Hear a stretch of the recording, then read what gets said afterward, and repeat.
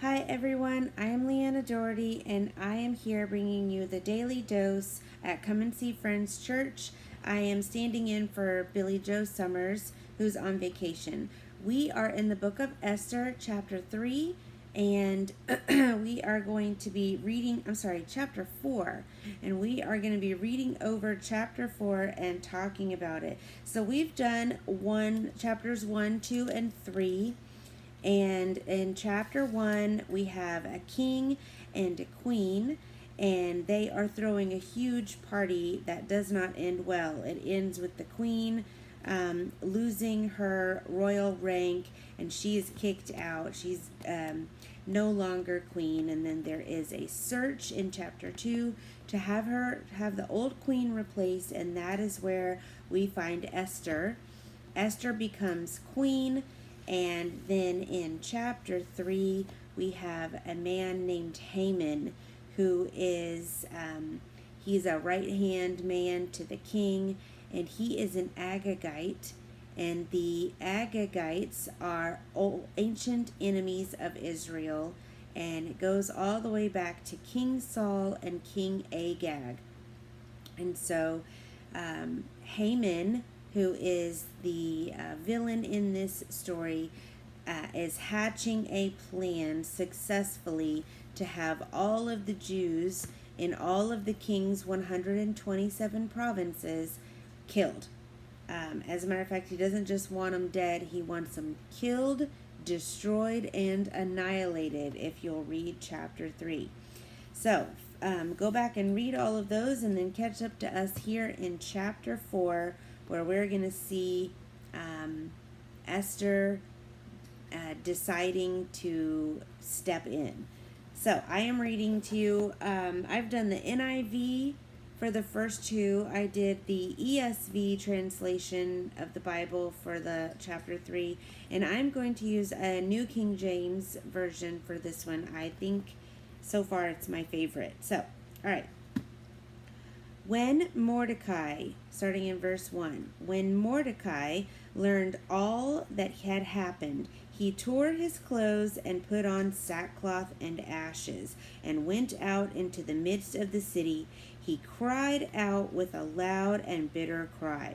So, Mordecai is Queen Esther's cousin, and he refused to bow to Haman, the bad guy who's trying to kill all the Jews. And Haman hatches a plan to have all of the Jews murdered because he realizes that there are a lot of them, and he gets the authority to do whatever he wants from the king. So here we are in verse 2 of chapter 4. He went as far as the front of the king's gate, for no one might enter the king's gate clothed with sackcloth. And in every province where the king's command and decree arrived, there was great mourning among the Jews, with fasting, weeping, and wailing, and many lay in sackcloth and ashes. Verse 4. So Esther's maids and eunuchs came and told her, and the queen was deeply distressed. Then she sent garments to clothe Mordecai and take his sackcloth away from him, but he would not accept them. Then Esther called Hattach, one of the king's eunuchs, whom he had appointed to attend her, and she gave him a command concerning Mordecai to learn what and why this was. So Hattach went out to Mordecai in the city square and was in front of the king's gate. And Mordecai told him all that had happened to him, and the sum of money that Haman had promised to pay into the king's treasuries to destroy the Jews. He also gave him a copy of the written decree for their destruction, which was given at Shushan, that he might show it to Esther and explain it to her, and that he might command her to go into the king and make supplication for him and plead before him to the people.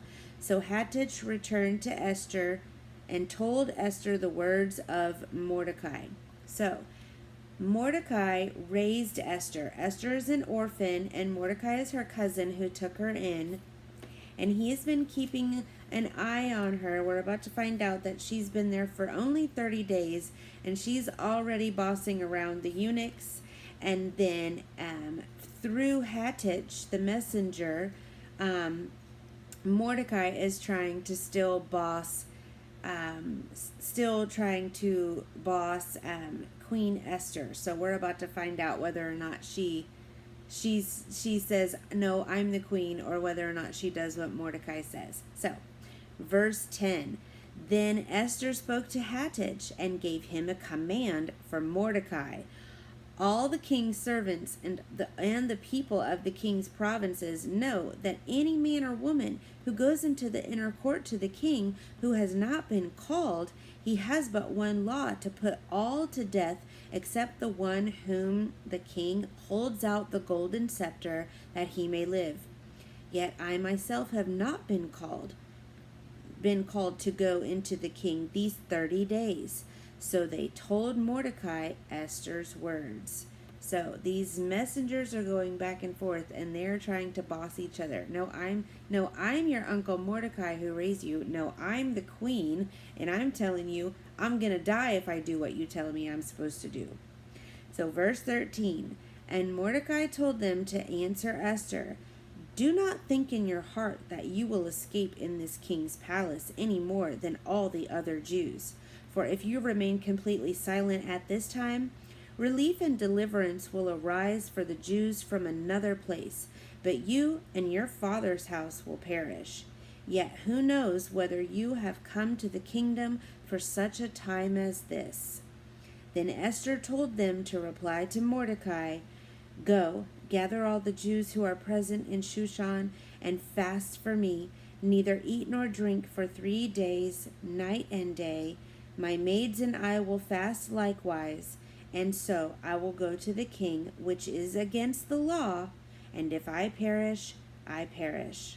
So Mordecai went his way and did according to all that Esther commanded him. So, in the end, Mordecai concedes to Esther, who is the queen, and he does what she commands. So that's an interesting turn in the dynamic of their relationship. But Mordecai doesn't do it without saying, listen, you're an orphan, and don't think that you're going to be able to just hide out here forever. And also don't think that God's not going to save us. So if you don't do what you can, you and the entire lineage of your family dies with you when you die, are going to die. And God will save the rest of his people through someone else, because God is always faithful. He has a covenant with his people. And then he says, that don't you think maybe this is the entire reason that you're here in the first place? And that's what he's saying when he says, for such a time as this. He's saying, this has been God's plan and purpose for you being here the whole time. So that is one of the main takeaways from the book of Esther. Not just God's faithfulness and Mordecai's faith in God to keep his covenant, but also letting Esther know that stand on that faith. You don't have to be afraid to go to the king. And if you die, it's not because God's not going to save us some other way. That's what he's saying. And then Esther is very brave. She digs deep and finds her courage. She says, if I perish, I perish. Which is a really commendable way to refer to your own self dying as a martyr for your people. So perishing, meaning her entire family line would die with her when she dies. So that is actually the end of chapter 4. I do want to talk about sackcloth and ashes, lying in sackcloth and ashes. It is an outward sign of an inward distress and humiliation.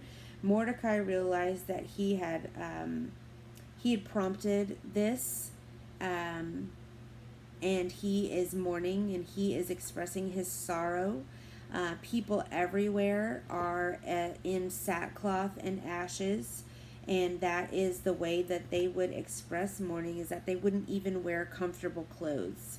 They were just in such mourning that they didn't even want to enjoy the luxuries of wearing their anything regal, anything that would draw attention to themselves or drawing attention to themselves in a bad way by publicly mourning and going about in their sackcloth and in their ashes. So the ashes would just make them very dry. So it is the opposite of anointing themselves with oil, or preparing themselves for something that, for being out in public.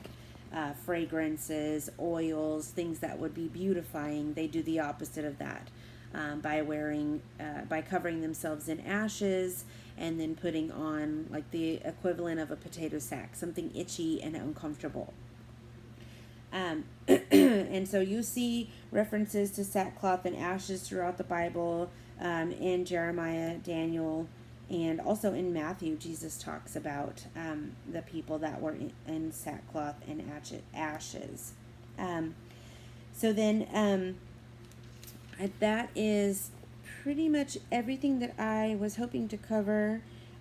Please don't lose the value of this lesson here, that Mordecai is telling us a very great quote, that whenever we find ourselves in a compromising position, or a position to do something that takes bravery, that maybe we're put here for a purpose. And Esther is faithful to that purpose, and to the point of even possibly dying. So we are going to find out in chapter 5, after the Jews and all of Esther's attendants have fasted for 3 days, no food and no water for 3 days and 3 nights. She's going to go before the king, and we will see if he says off with her head. We'll see if he accepts her or not. Okay, thank you very much.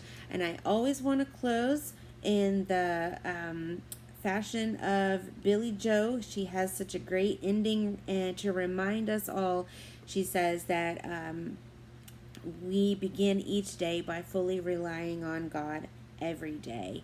That we always submit ourselves to God, and we have faith and trust in Jesus. We seek first God's kingdom and his righteousness. And we read this word every day, but we don't just read it to know it. We want to live it, love it, and obey it. And we will pray always and about everything. Thank you for joining me. I'll see you guys next time for chapter 5.